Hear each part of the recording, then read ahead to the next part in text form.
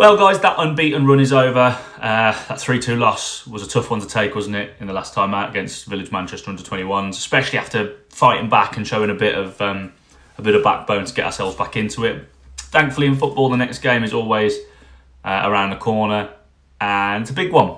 They're all big ones, but this is a big one, and it's all about bouncing back this time. So we're back at home for our second ever home game. And it's against a team that are currently joint top of the league in Stafford Argyle. Now, this is a huge test of character for Martyn Lee and the new group of players. Can we start to build a bit of a reputation of the community stadium, make a bit of a fortress there, and can we bounce back and get back to winning ways straight away? What are the lads made of after this first test, this first loss? How are they going to take it? Well, let's have a look. What do we know about Stafford Argyle? Now, the answer to most of these questions, as it has been so far this season, is not a lot. But the table doesn't lie. They're flying. They're joint top after 4 games, 3 wins and 1 loss. And they're formidable.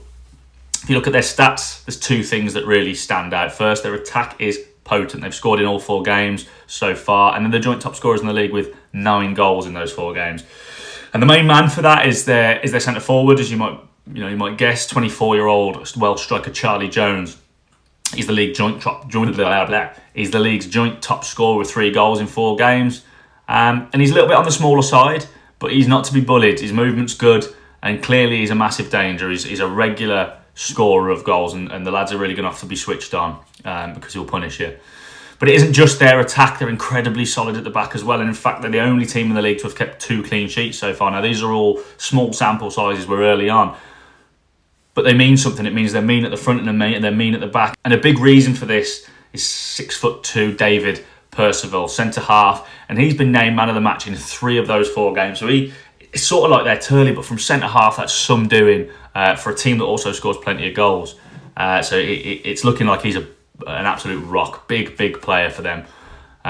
So another one to watch out for. So we're up against it. League's joint top scorers and the meanest defence as well. I mean, what does that add to? Well, they also like to keep the ball. They've got the 3rd highest average possession in the league. So that's a huge battle all over the park. They're high performing in all areas, up front, at the back, and in midfield as well. What do we do to combat that? Well, on the team front, as far as we know, there's no new injuries or suspensions or anything like that, which is great news. But the big question is, does Martyn Lee change things up after a defeat, or does he show his faith in the lads that did so well to fight back and nearly get something out of that last game? Is it another chance for Brannigan to get on the score sheet, for Sharla and Lee to sort of really settle into that back 4 and show us what they've really got after sort of, not terrible, but especially on Sharla's side, a little bit disappointing performances in that debut game. So how do I think it's going to line up? Well, it's tough, isn't it? After conceding 3, you might change things up.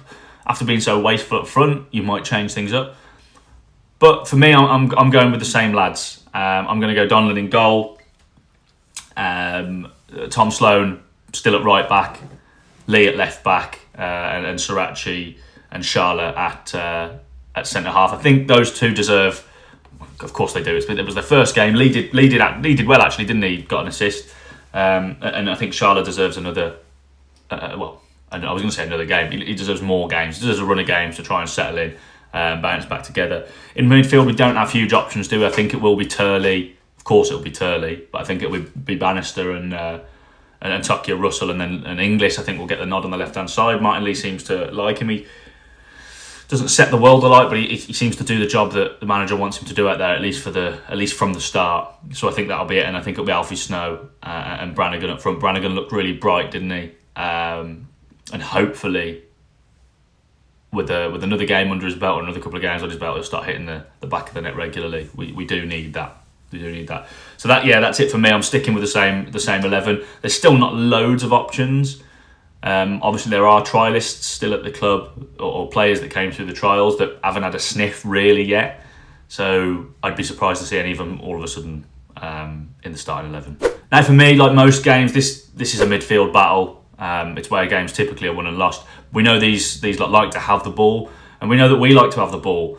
We're 5th in the league for possession, which is sort of in the middle. We don't depend on it, but we do like to have it. Players like Turley will thrive on the ball rather than off it. So whoever can win that middle of the park battle and get it to their sort of technical players is going to have a big advantage. But we've got to be clinical. And I know this sounds basic, because you could say this about every team, about every game, but we've been so wasteful, and these will take advantage of that. if we get the chances, we've got to put them away. So my hope for this game is pretty simple. I just want to see a reaction. I want to know what that character and spirit is like in these early days for this team. We know they've got something. They came back from 2-0 down away from home. But I want to see how they respond to that defeat. A win here against the joint league leaders would be a huge statement for those sort of early promotion credentials. Prediction time. Well, it's a huge test. This is a top side, but I think we're good enough. I think it's going to be really close. These guys are good all over the pitch, so I'm going to say we're going to sneak it 2-1. I really think we can get a win, but I'm hoping that we don't lose, obviously, but I think we'll sneak it 2-1. So it's a big game. Again, it's a test of those early credentials. A win here puts a real statement down and says, you know what? Those predictions for us being up there in the promotion spots, they're not wild, they're not wrong. We've got the calibre to do it. But enough of what I think, guys. What do you think? How should we line up? Any changes that you want to see? Any players that you want to see a little bit more of? What's your score prediction? Let us know, please, in the comments below. Don't forget to subscribe. Watch along will be up soon. Until then, up the Bears.